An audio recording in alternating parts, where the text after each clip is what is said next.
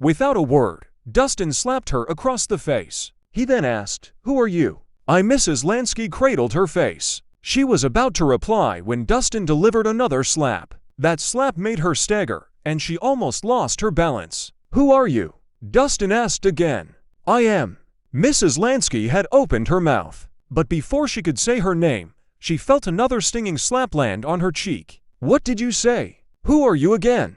Dustin questioned coldly. Mrs. Lansky was furious and was about to launch into a tirade when Dustin silenced her with a third slap. "Who exactly are you? Say something. Why aren't you talking? Weren't you all haughty earlier? Why aren't you saying anything?" Dustin slapped her after every question. The blows left Mrs. Lansky disoriented and with a swollen face. She leaned against the wall, swaying slightly. She couldn't say a single word. After receiving more than a dozen slaps, her face was disfigured. Blood trickled from her mouth and nose, and she seemed to have lost some teeth. She looked utterly miserable. The teachers and parents alike were in shock. "Oh my goodness! Who is this guy? He actually dared lay a hand on Mrs. Lansky.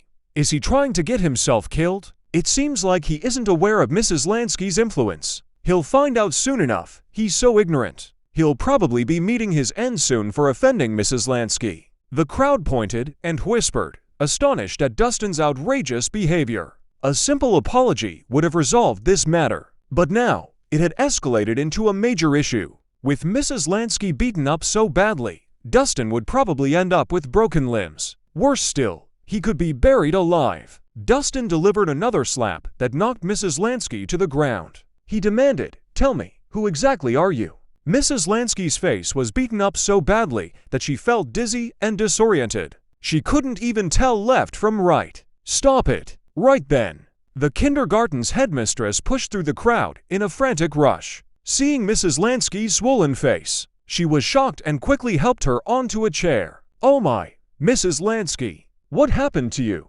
Who did this to you?" Mrs. Lansky's arm shook as she pointed at Dustin.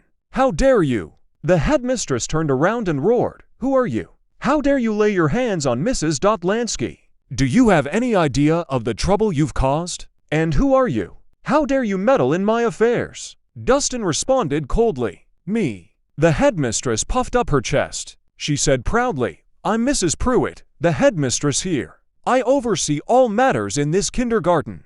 "Mrs. Pruitt, was it? You came right on time." Dustin nodded and pointed at Mrs. Lansky. "This bitch is being unreasonable and is abusing her power. Kick her out of here immediately." "Nonsense!" Mrs. Pruitt glared at him and yelled, "You were the one who assaulted her. How dare you accuse Mrs. Lansky? This is absurd."